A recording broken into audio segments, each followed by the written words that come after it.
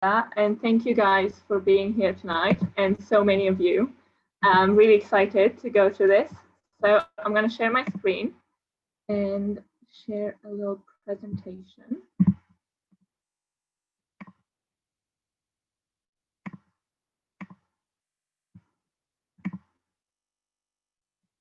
Okay, everyone can see it? Yeah, I can see the right thing. Okay, perfect. So welcome to the Confidence Workshop. I'm really hoping you'll be enjoying it. So I'm going to take you a bit through what I do and kind of how I've got to do confidence coaching, and then what we'll be doing today. So what do I do? So I'm a marketer by day and a confidence coach by night. Now that sounds much more exciting that I do them all by day. But basically I work in marketing, so in email marketing, and which I still love. But I've kind of felt for a while that I would like to do a bit more to be able to empower women. And I've had the blog for a long time, like Michaela was saying, and I've loved sharing that. So I kind of want to take it one step further and, directly help and empower women. So I've started my confidence coaching platform where I have one-on-one coaching, group coaching programs. I've just finished one, which was really interesting. Confidence playlists, videos, blogs, everything, kind of content helping women getting more empowered and more confident about themselves. And then about what we will go through today, it's going to be a workshop in 3 parts. So we'll go through how do I become confident, how do I make the right decisions, and how can I become successful. So these are kind of the main topics that I feel would apply both in your professional and your personal life. And there are some questions that I feel like we've all kind of asked ourselves at least once during our lives. So I will do a bit of housekeeping in terms of just making sure that this meeting will go well for everyone. So I have this like little rules, they're not exactly rules, but just some reminders for all of us to make sure it all goes well. So if you can't hear me or see the presentation at some point, just use any of the reactions basically, so I can get a notification and troubleshoot and see what the issue is. All the activities will have questions, so the best way for everyone to hear me and also answer the questions will be to write in the chat box, so that way we won't have to kind of speak over each other. And also I would recommend, if you want to have like a notebook next to you, or your mobile phone, your laptop, whichever one you're not using, where you can write some notes for yourself. And we will mute everyone throughout it, just to make sure that everyone can have the best audio quality. So I hope this is all right with you. I will keep reminding you as we have the questions, and let's begin. Diana, did you, there's just a question in the chat. Did you move the slides already, or are we still on the first slide? I did move them. Okay, so yeah, it's not reflecting. Thank you, Laura, for raising. Yes, thank you. Do you guys see them? Yeah, we can see now. We're on What Do I Do? Okay, now do they move? Yes. Okay, so we had to have some technical issues. I was wondering how come we don't. So going back to what do I do, this is kind of what I've shared from my website on what I do and what you can find on there. So it's like one-on-one coaching, group coaching program which has just ended. So it will kind of start again in a few months. The confidence playlist, videos and blog articles, and then just kind of share what we will go through today, which are the questions of how do I become confident, how do I make the right decisions, and how can I become successful? And mainly because I feel like, as I said, these are questions that we've all kind of gone through. And these are the rules that I've kind of gone through. So we will just keep everyone muted. If you can just write your answers in the chat box. And if you can't hear me or see the presentation, just let me know. So how can I become confident? I think it's a question that we've all asked ourselves in our lives, regardless if you've always been confident or if you've always wanted to be confident. I feel like, we all have our low moments, and that's okay. So we've all had moments when we've asked ourselves, how can we kind of get past this? How can we become confident or more confident?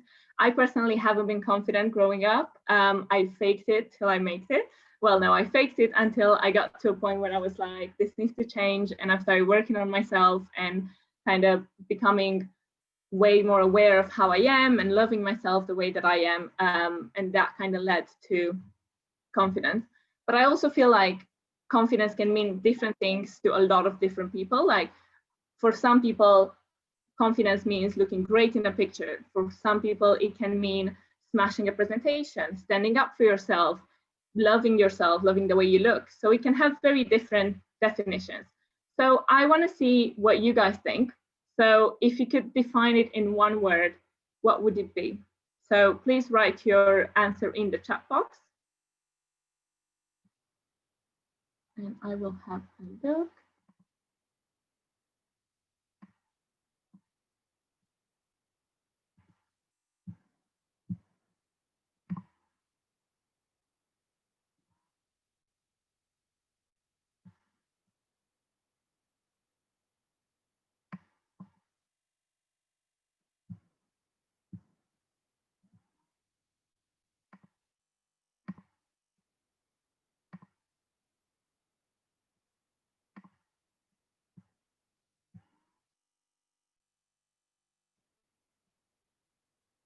For some reason it doesn't show me the chat.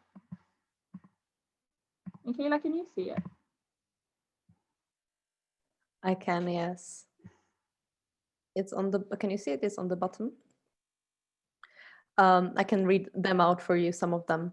So there's self-love, self-assurance, being authentic, freedom, peace, well-being. Some of them repeat, so I will just call out the ones that don't. Trust, awareness, stability, strength, not standing in the corner of a room, being visible, knowing that you deserve things you want, authenticity, honesty, unique, not having to worry about everything, strength. Love it. Absolutely love it. And I love how diverse they are. And it's just so interesting to see how we all, you know, when we hear the word confidence, it's something that we all kind of want to achieve, but it means something so different to all of us. So thanks a lot, Michaela. I think it's because I'm sharing the presentation, so it won't show me the chat box. So I might ask you to assist me. Yeah, I will be calling everything out. Thank you. Perfect. So the only thing is, we see things very differently. But the one thing that makes us the most confident, and that sadly is the most overlooked element, is how we talk to ourselves. So the way we talk to ourselves can influence the way we think, what we do, and so on, and basically our actions in the end.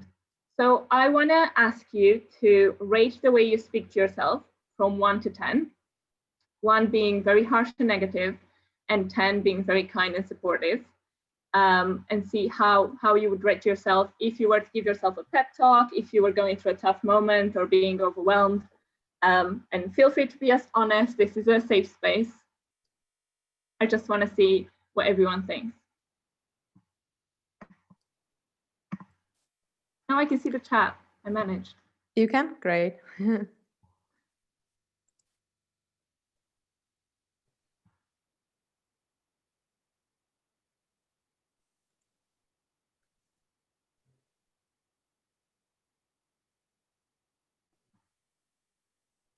I love that it swings back and forth. Totally can relate to that. Thank you so much for sharing. And if I was to now ask you in the same way, how would you speak to your best friend if he or she was having a tough time, or right before a meeting? If you were to rate from 1 to 10, 1 being very harsh and 10 being very supportive, how would you speak to them? I'm hoping you're all looking at the chat now, because everything's a 10. So we kind of went from 2, 3, 4, 5, 6, 11, 10, 11, 9.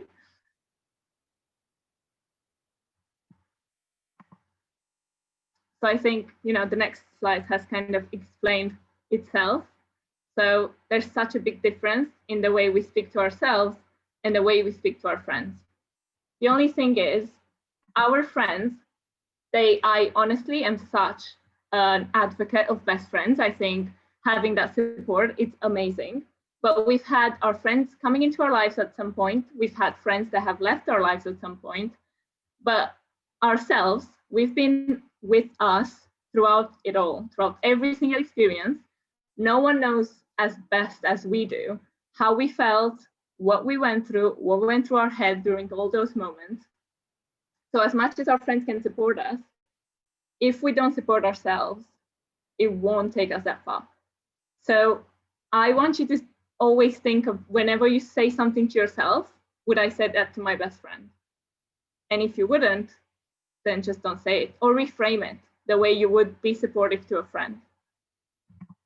So this like negative self-talk takes so long to build.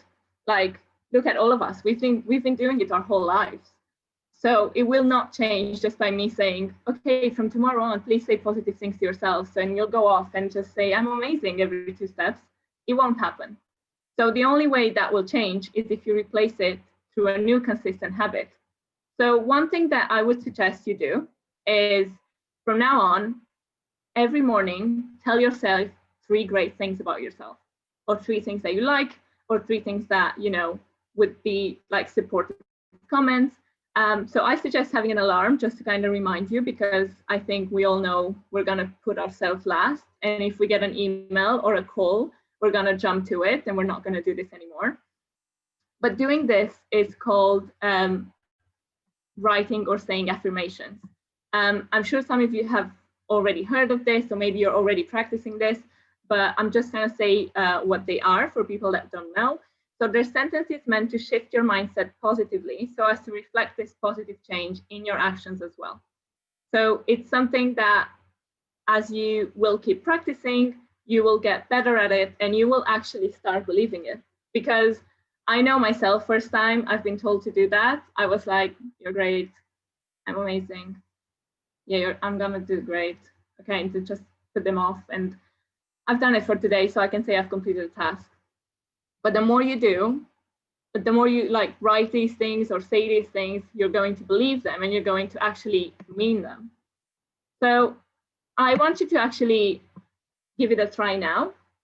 Be as vague as you want or as specific as you want. And I feel like the more you're going to tell these things to yourself, the more you're going to get even more specific with them. Because at the beginning, as I said, you're just going to want to brush them off. But then as you start believing them, they're going to be like, you know, your little pep talk in the morning. I will do amazing in this meeting. I am going to get this job. I'm going to smash this interview. If you want to share any of them in the chat box, please feel free to do so. It would actually be a sense of affirmation to all of us, because we would all read them to ourselves. But otherwise, I'm just going to give you a minute to write them to yourself.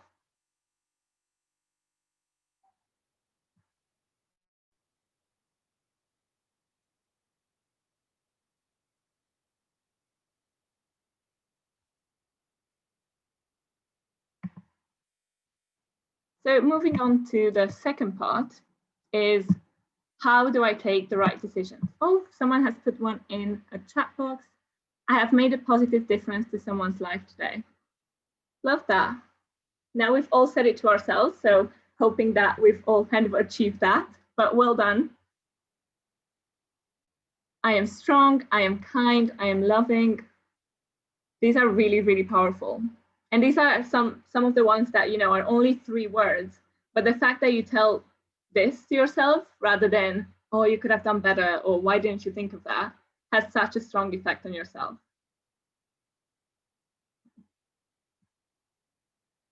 I deserve love, I matter, I am beautiful. Love it. So, so strong and powerful. Start with yourself and the world will change. This is really, really good, guys. I feel like you've done this before.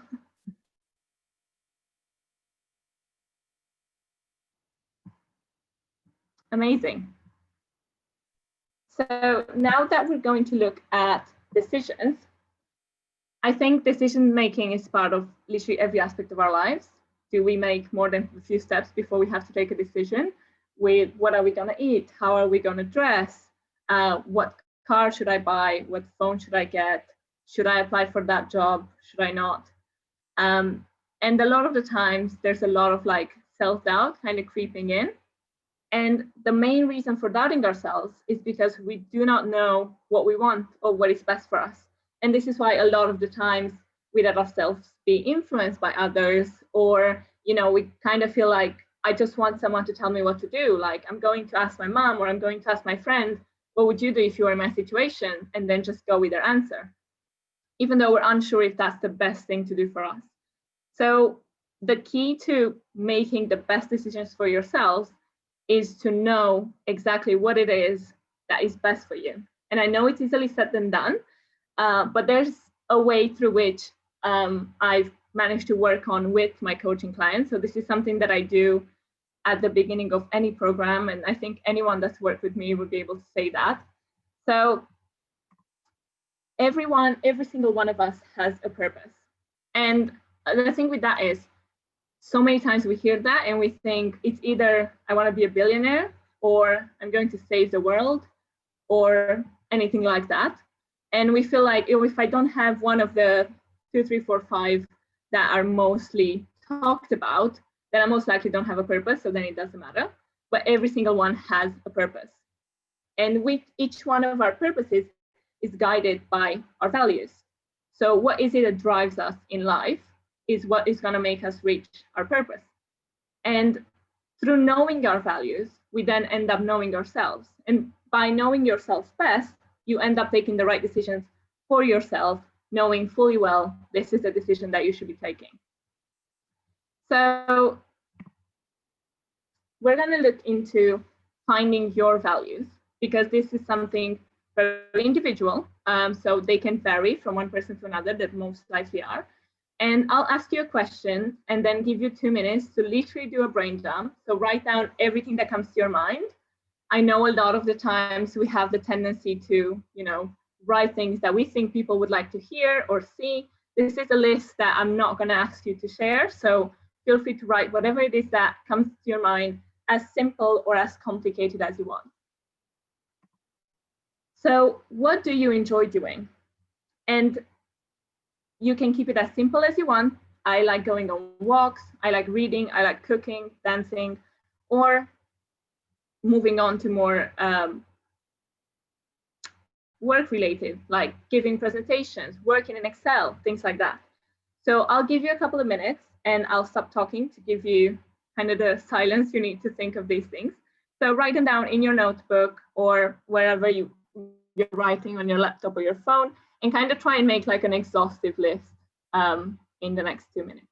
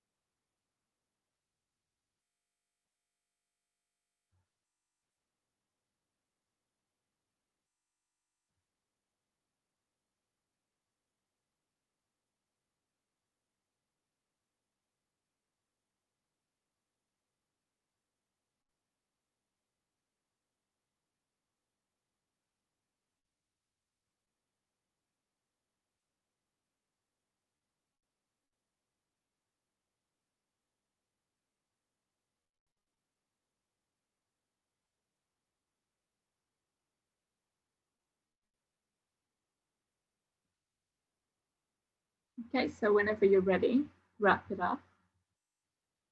2 minutes feel like an eternity when you have to do something like that, doesn't it? I also love that some of you have shared it in the chat box.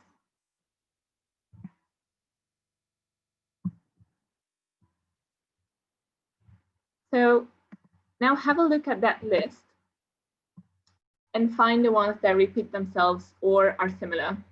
For example, if you have walking and traveling, one of your values would be, I like to discover new places, new things, or myself.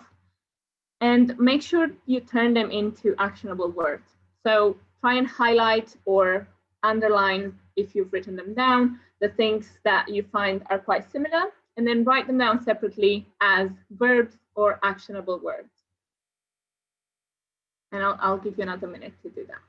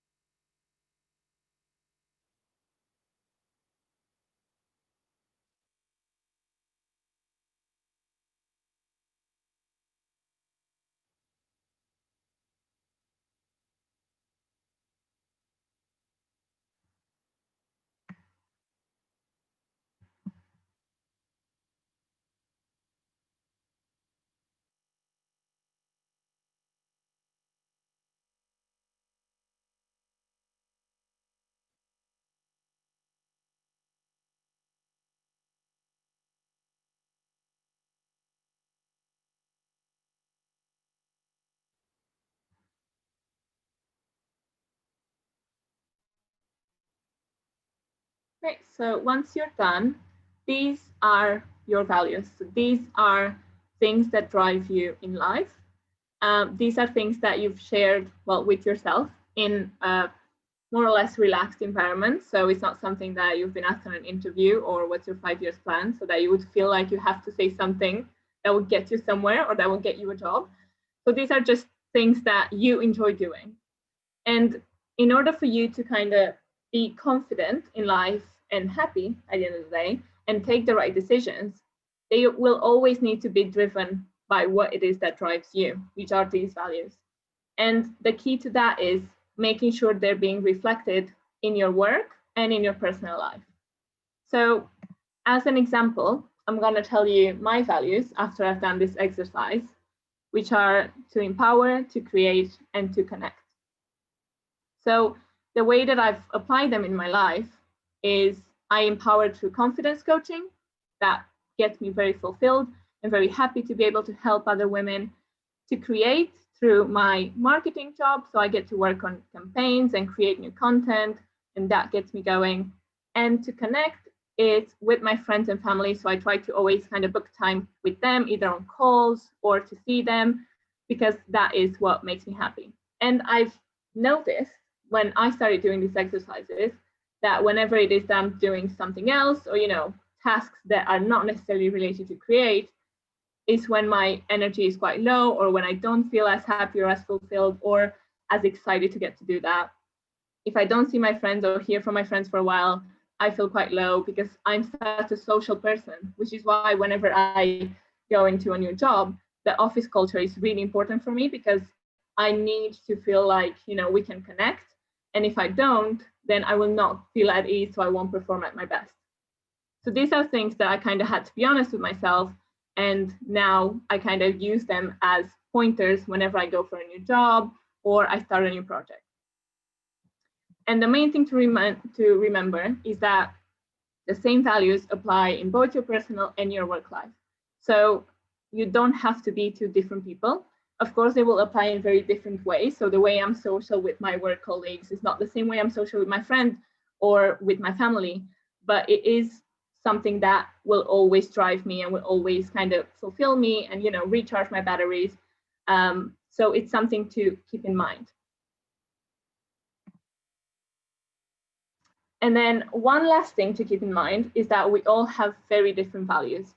So whenever we find that people are trying to influence our decisions and we're not necessarily agreeing with them, or when we're unsure, we don't know what to do, and there's people pulling us in so many directions, it's because they will always, knowingly or unknowingly, they will act upon their own values. They have a set of beliefs, and they will tell you what to do or give you an advice based on what they believe. So this is why it's really important to know what drives you, because that way you won't necessarily be influenced by other people who might have very different values than you. So then the decisions that you'll end up making for them or driven by someone else might not be the best ones for you, because you didn't make them according to your values and your purpose. So now moving on to the third part, which is, how do I become successful? A question we hear so much, and a term, being successful, and success is something that is being thrown around so much, especially on social media. But why does this question even exist? Like, why don't you see yourself as a successful person now? And a lot of the time, the answers are going to be like, oh, I'm not there yet, or I'm going to be successful, but first I need to achieve this. Or, you know, you look at someone and you're like, but I mean, she's very successful. She's done this, this, this, and that. I'm not, because I haven't.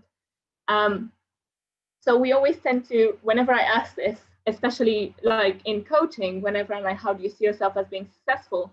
The first thing that comes to their mind is, oh, it's not yet. Like, it's going to be in like quite a while. I need to first do this. I need to do that. I need to be wiser. I need to have more knowledge, being more accomplished, and, you know, take the right decisions. I'll be confident in myself by the time I get there.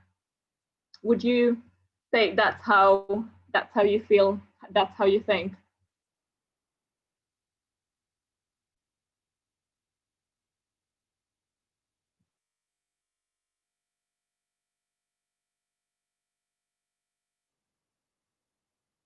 Yeah, so people are agreeing.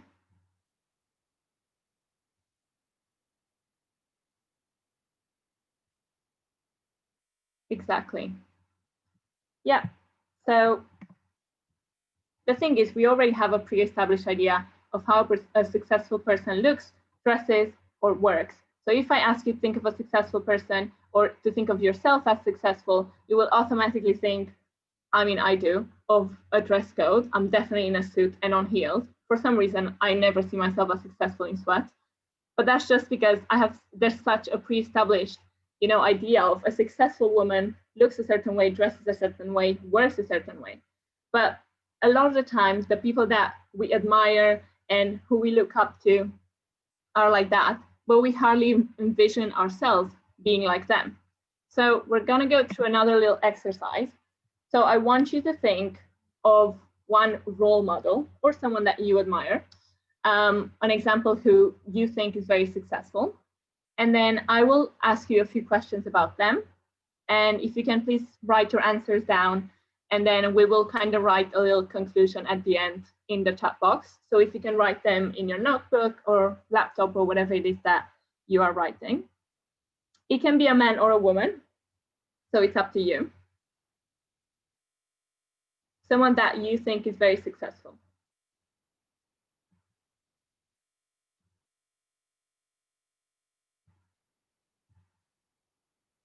Yes, Michelle Obama, love it.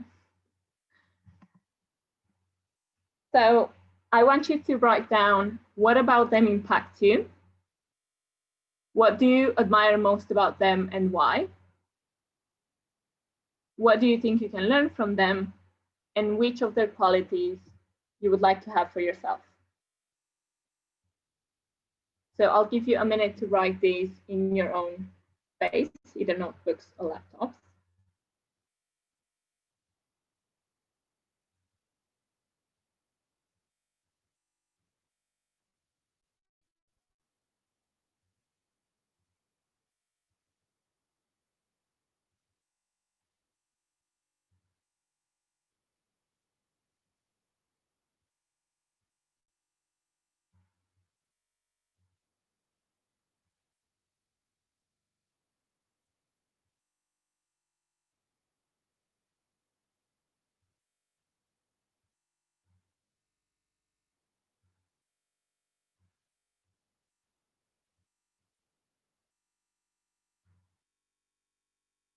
And then once you're ready, please share in the chat box the quality that you most admire about the person that came to your mind and you wrote about.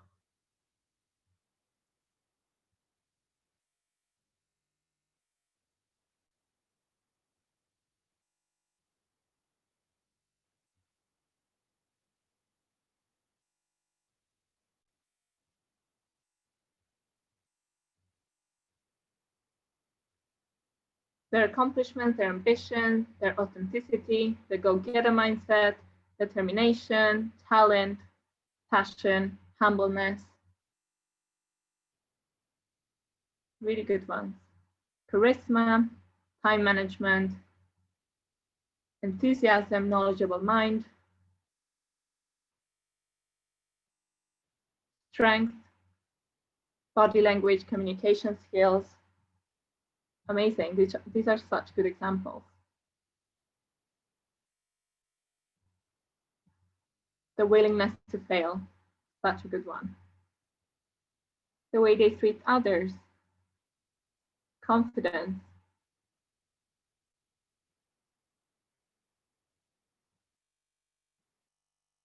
persistence, not a big ego, leadership, supportive. Amazing. So the skills that we admire in other people, as you've seen through all these examples, are not always specific to something that you didn't do or you can't do. Like they went to a certain university, they have a certain job, they live in a certain place, and that's what made them successful. It is things like resilience and courage and persistence. And I wrote these slides before this, and a lot of your answers are very similar to this.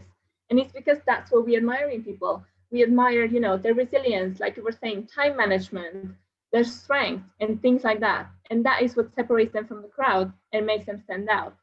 But these are all very achievable things for every single one of us, including you. It's not something that you have to, take a certain job to be able to be persistent or live in a certain place to be able to be resilient.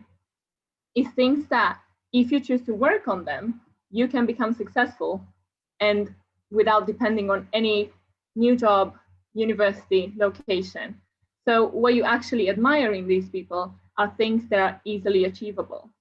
So this is kind of an exercise to make you not think of your successful you as a faraway person, because you can start being resilient today, start being persistent today, strong, have great time management skills, communication skills, start working on these things today, and that will get you to feel like a successful person because you will feel confident, and then you won't see that version of you as a faraway person that cannot be achieved. So as something to do in your own time, I would like for you, if you'd like, of course, try to come up with ways or examples of how you can bring some of these qualities that you admire into your day-to-day life. So turn that into specific actions that you can take and implement in your daily life. For example, you were saying, I love their determination. How can I become a more determined person? What action can I bring and into my daily life, and something that I can enforce and do bit by bit every day to make me become a more determined person and become more like that person? That kind of makes us see success as a very achievable thing in time, because it's kind of broken down in little steps that you get to do every day to become successful, rather than something that's very far away and very hard to achieve or get to.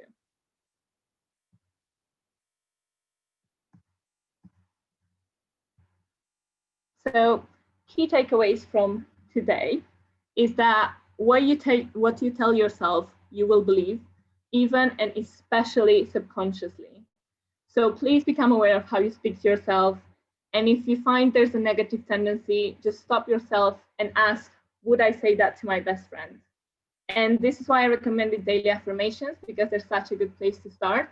As I said, like negative self-talk is something, you unconsciously do for so many years that it's hard to just reverse in a day.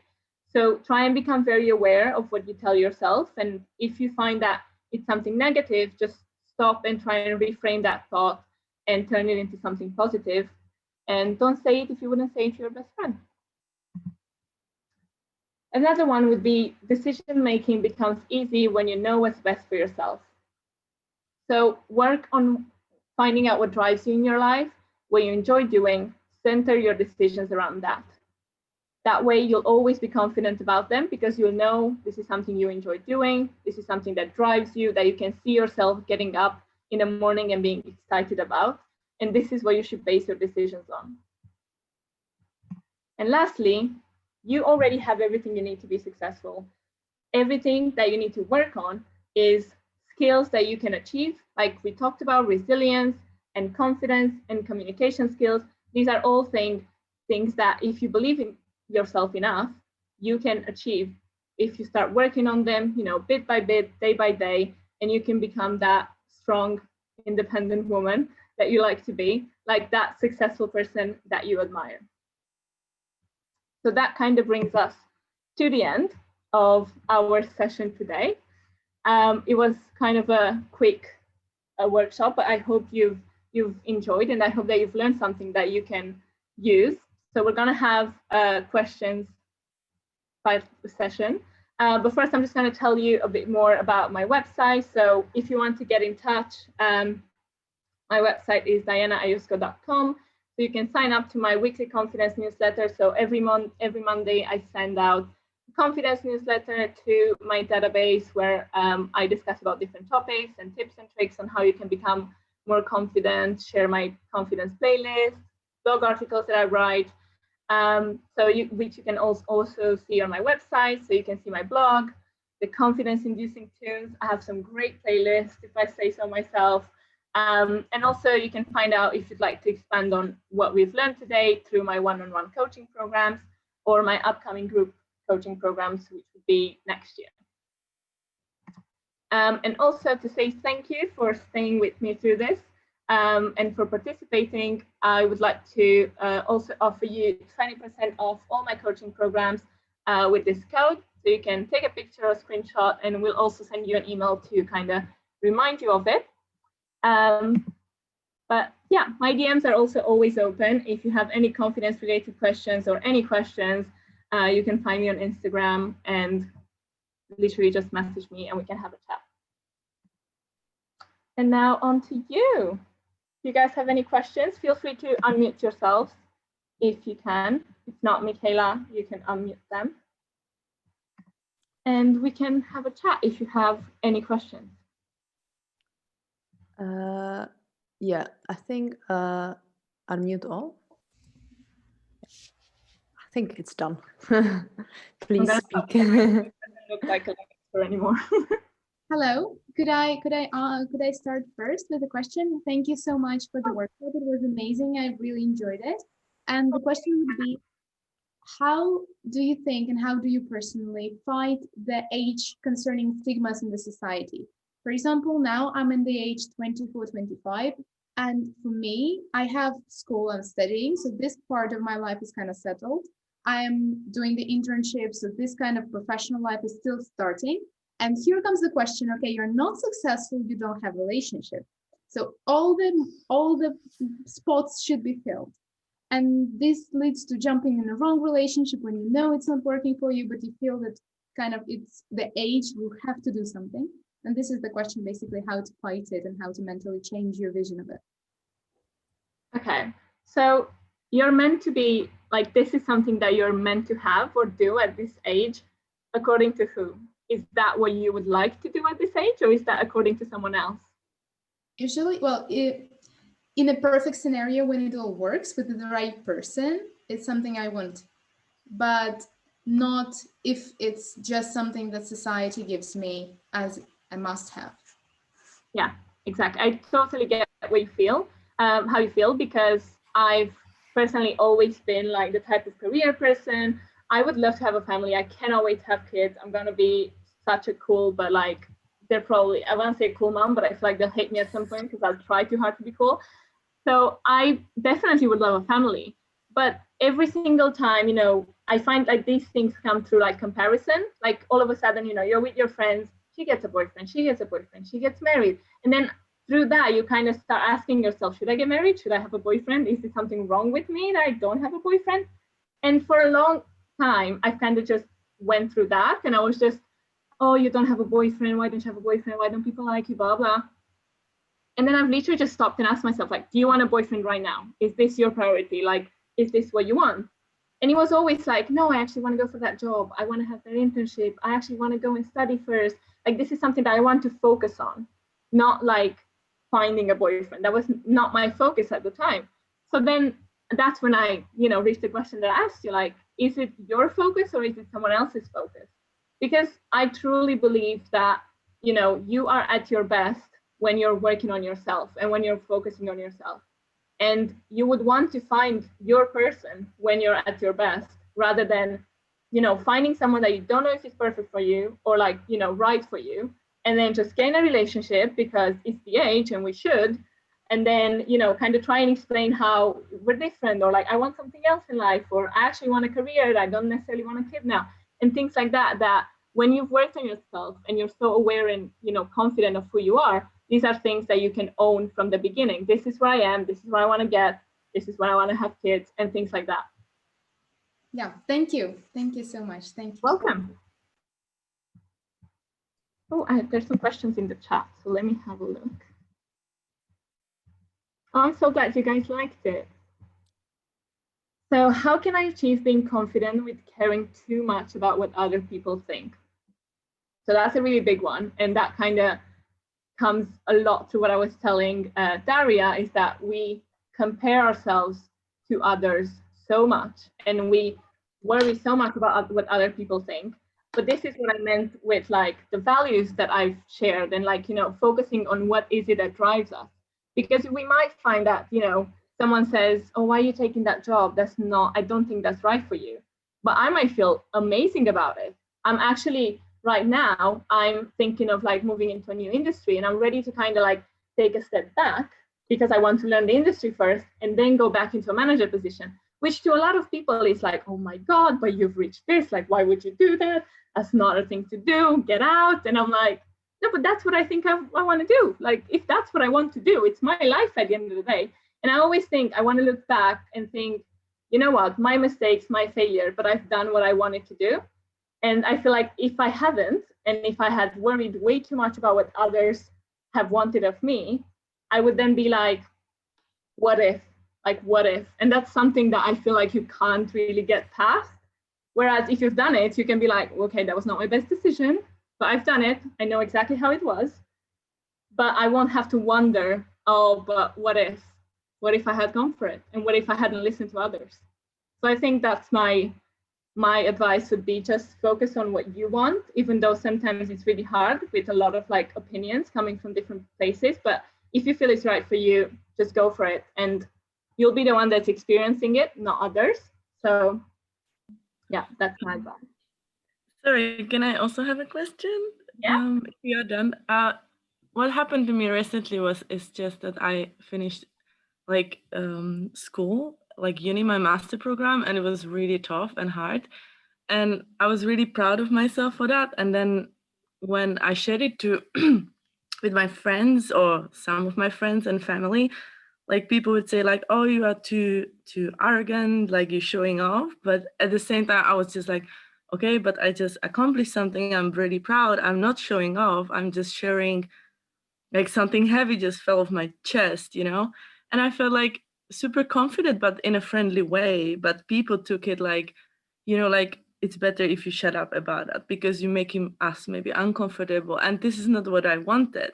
So I was in this situation where I really felt like at the end so bad, first of all, for even speaking up about it, but then also about what I achieved. So I was like, so where do I stand with, being confident in that situation? So maybe you could elaborate on well, that. first of all, congrats on your master's. I know how hard it is. I barely got through mine and I was like, never again. So well done. I think a lot of people speak, as I said, from their own point of view and from a lot of the times from their frustrations. A lot of people might feel like this is something that I wanted to do, but I never went for it. And the thing with working on yourself is when you work on yourself, you get to become so aware and accepting of your qualities, but also your flaws. And when people don't do that, that kind of like bottles up. And a lot of people don't do this self-work or like, oh, I don't need to do that. And then if it bottles up, it's so hard to admit to yourself, the reason why I feel this way, it's because I wish I had done this, or because I wish I had followed a different dream, maybe not even the same one. So then it's easier for me to go and be like, oh, do you know what, just stop telling me about it, because I don't want to hear you being courageous and bold and, going through something and coming out on the other side being super confident about it, because I didn't do that. And I'd rather not hear it. So that can be one place that it can come from. And second of all, I just feel like a lot of the times we feel this like need to kind of play small, when, as you said, like it's an amazing achievement. And I always feel like, you know, the people that are really your people are going to support you. Like I always say this with my friends, like we would be like, oh my God, I've started a business. Everyone shares it. Everyone's like, woo, go, you know? And I think like, it took a while to kind of form that group, but it's literally like now I'm like, they are my best friends. And because I always can go to them, and I never feel like whenever I say, oh, I have this event coming up or this, I never feel that, oh, should I tell them? Will they, you know? And I felt that with other friends before. And that's kind of what made me feel like, well, I really shouldn't feel that way. You should be happy for me, regardless if you're in a good or in a bad place in your life. Yeah, because I felt also that some people like picture confidence as something like negative, while it could be like, for me, I am always so happy for my friends or family. I always like, I'm able to bring people flowers and stuff because I'm just truly happy. And then I feel like, but we can be all confident together. Why, if I did something great, why, like it's just like, it was like really shocking, and it was hard to keep it up for myself. I was like, okay, like where is this coming from? So thank you for explaining me. That makes sense. And I just didn't think about it this way because, you always think that you did something wrong. So I don't know. Yeah, I mean, you always have to think like a lot of the people that see confidence as a bad thing don't actually have the confidence to, do something that they want or to like love who they are. And this is how, like, for example, if you look at the hate in online, like people that comment hateful things on other people's profiles, and I've seen it recently with a conversation about influencers, and whichever your opinion is about influencers, this influencer was saying on stories like, just come and be me for a day, like step in my shoes, and you'll see that I'm not just taking pictures, like this is really my life and my job. But you wouldn't, like, if you think it's so easy, why don't you start, be an influencer from tomorrow onwards? And people won't do that because they know it's hard work. But then at the same time, it's so much easier to hate on someone else than to start doing the work. Thank you so much. You're welcome. Oh, some questions in the chat. Yeah, just reading. Okay, so how can you make yourself feel okay about making mistakes or seeming stupid in front of others? I know you can't grow without making mistakes. I think you've got your answer there. You can't grow without making mistakes. And something that I was working on in this coaching program with my clients was, we fear mistakes so much. We are like, I cannot make a mistake. I need to make the perfect steps. But none of us are perfect. None of us are ever going to make the perfect decisions. We're always going to have mistakes because we do what we can with the knowledge that we have at that time. So obviously, me now, I'll probably advise Diana at 20 in a very different way and be like, girl, that's not what you're doing there. But that's what I knew at the time. So I can't be mad at her and be like, oh, that was such an awful mistake. I learned from all my mistakes so far. But the thing is with mistakes is a lot of the time we're like, oh, something bad can happen, or what if it turns out awfully? But just if you are to just think of how it will actually turn out, what is the worst scenario or what can happen? And most of the time, what happens is I might lose some money, I might lose some time, I might, do something that I would end up enjoying, like not enjoying as much. It's always things that are not, deal breakers. Like once you've gone on that path, that's it, goodbye. It's like a detour. But a lot of the times we don't name these things. So then we think, oh my God, it would be awful and something absolutely horrendous would happen. But actually, it's more like going back to our ego. It's like, I don't want to feel disappointed and I don't want to feel like I failed. So I'm just going to be scared of mistakes. Whereas if you go thinking, you know what, I'll either do it well or I'll do a mistake, but either way, I'm going to come out the other side, then you're going to have a completely different approach to it. And most likely your mistake won't even be as big as it would have been if you'd have just been worried about it. Thank you. So that answers.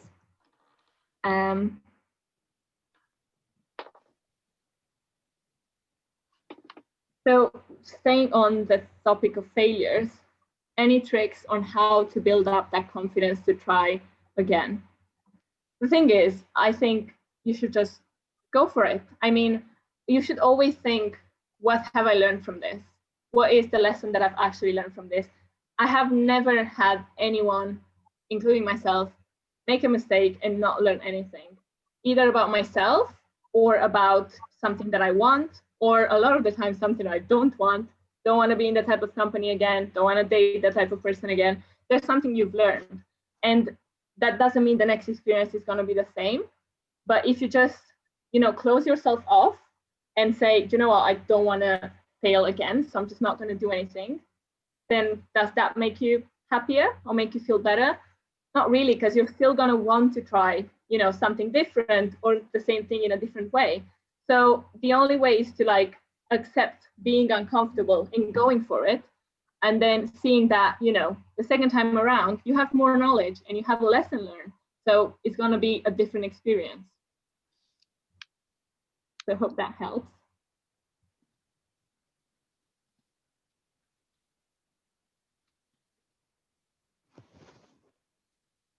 How to trust our feelings or knowledge about what's best for us and not be pushed down by the concerns about financial circumstances, like following your dreams versus aim for financial stability. This is a very important one because I feel like a lot of the times, we're being told you have to stay on the safe path and, don't risk what you have. And I think this is a very individual choice to make. I think, some people, like I was actually discussing this recently with my friends, we are so different. Like I'm like, go and jump, go and try and do it. If you fail, you'll regress. But then some of my friends are like, no, I want to be cautious. I want to first make sure this is right. And I can't tell you one of these is wrong and one of these is right. It's just so different. And this is why it's so, so, so important to know what is it that drives you and what is it that makes you the most happy. Because if you'd be happy, like Gary Vee does, I'm sure you've all heard of Gary Vee, but he does this amazing comparison where he always he talks about people being in a job, like a corporate job, and loving life, literally loving their lives, and people that could never be in a corporate job and have to be entrepreneurs, that type of entrepreneurs that buy a business, sell a business, and have that adrenaline in their lives. That's not for everyone. So then for some people, they might just be happy being reaching to the highest of a corporate ladder, and that's their goal. So it's just very, very different things. Like, for example, even with me, starting this coaching business, I had imposter syndrome, and for a long time I didn't do it. And then I was like, you know what? If it's gonna fail, it's gonna fail. But my think of, I want to know how it is, and I want to know if it's a useful thing to bring into the world, and if I can help people, and if people are interested in this, then great. And if not, I'll just, take the lesson and move on. So it's just about really knowing what it is that you want and what matters most for you. So I hope that we answered it. I'm glad to hear so many of you loved the workshop. Sorry, just reading the comments. Go on. Oh, I thought you had another question. Any other questions? I have a quick one. With with kind of now us living in the world of social media, now with the lockdown even more, you just need to connect with people somewhere else, and it's quite hard to see, all you see is perfection on social media, right? You see everyone's having perfect lives, perfect, they look perfect and everything is perfect in their life. How do you have any suggestions on how to lift that curtain and just take social media differently and all that perception of perfect life, because it doesn't really add up to your confidence, right? When you see that everything you're trying to do is not working out, and then everyone is living their perfect life, even though you kind of know that it is, of course, social media. But yeah, do you have any tips on how just to get rid of that bad feeling of looking at all those pictures and comparing yourself? Definitely. I think it's a spiral down, which I think we all went on at least once. We've all ended up scrolling on this perfect girl's Instagram and be like, what are you doing to be like that? So I think what's really like, I've tried to work on this a lot myself, and what's really the key I found is choose what you consume. Like a lot of the times we follow influencers because it's cool, or we follow certain brands because it's cool, or because my friends follow them. But I always think like, does it inspire me? Does it make me feel better? Does it make me feel good about myself? Is there something I can learn from this? So these are kind of the type of questions that I ask myself whenever I, follow or unfollow a page. So I've unfollowed a lot of influencers that I felt like I just don't connect to their message. Like, they're a perfect picture, but that's pretty much it. Like, I couldn't buy the clothes that she's showing because they're not my size, or they're not my style at all. I'm not going to go to the places that she's showing. I don't necessarily like resonate with her message. So then I started following like different influencers that are like promoting realness, or love your body, or let me teach you how to like take pictures in a really cool angle, like things that I could feel like they either inspire me or I can learn from. So I think a lot of the times we forget that we have the control of what we're seeing. So I would not be afraid to hit that unfollow button. If it makes you feel bad, it makes you feel bad. And a lot of the times I felt like, oh, do I want to follow this person because of that FOMO? And I was just like, I'm going to follow her. And if I really miss her on my feed, I'll just follow her back. Like, it's not the end of the world. But I've never really missed them. So I've not done it. But yeah, we have to remember that we're in control of what comes up on our feed. And we can like filter that through what it is that we choose to follow. Thanks. Yeah, I will do a cleanse. There's one more question from Susanna. Yeah. Do you think that face it until you become it works? Face it or fake it? Fake it. I don't really think so. As in, I feel that it can definitely take you to a point. And also like in different situations. Like, for example, I faked my confidence for years on end. And like throughout my teenage years, I faked having confidence. I was extremely vulnerable. I was like not loving myself or my body at all. It was like an absolute mess, but I never showed it. And then once I left home and I kind of went on my own to university, and I was with myself, and I was like, you gotta like start doing something, because it's just you, and like you're on your own, you're alone all the time. Like you're gonna come back to these thoughts every single day. So we gotta like start changing them. And that's kind of when I started looking into like working on yourself and things like that. And I went back home, and I was telling my friend, one of my friends, I was like, oh my God, so like I feel so much more confident now. And she was like, you've always been confident. Like, I don't understand, like, what's the change? Because I had faked it so well, which had worked really well for the world, but it hadn't worked for me. Like, nothing changed about how I felt about it. And I found that in like, with that, like with my personal opinion of myself, I think you can fake it, but you have to like continue working on yourself. Like, faking it for the world didn't mean that I didn't go home and cry about how I looked or how I felt that day. So it didn't make me feel better. And similarly, like when I got jobs, when I was feeling imposter syndrome, or like, I don't really feel like I can do this. It wasn't until like I've shown myself that I can, that I felt better, even though, there wasn't any difference in how they saw my work, because I've done it with imposter syndrome or not. But I was feeling a different way. And I think in order to make yourself feel better, you should work on not having to fake it anymore.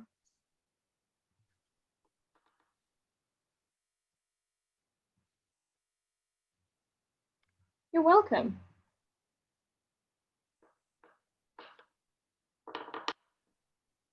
Any other questions? No? Well, if you remember any other questions, you can always just message me. You'll find me, as I said, on Instagram and on my website. So I'm really glad you've all, I really hope you've all enjoyed it, but I'm really glad I've had such lovely feedback from you on the chat. So thank you so much for participating and for giving me an hour of your Tuesday evenings. I know everyone's tired and busy, but I really hoped it helped, and that you've learned something, and that it will help you put yourself first and become more confident. Thank you so much, Diana. For everyone here, we will be sending a follow-up so you can access all those links that Diana talked about, Riri. And yeah, thank you so much. If you are not part of the Femme Palette community yet, we'll also send an email to you so you can join us. We would love to have you because we organize events like this often, and there are some cool ones coming up. Spoiler alert. So yeah, please do become part of the community or part of the mentoring program if you want to progress in your career and grow personally or professionally. So thank you so much and have a lovely evening.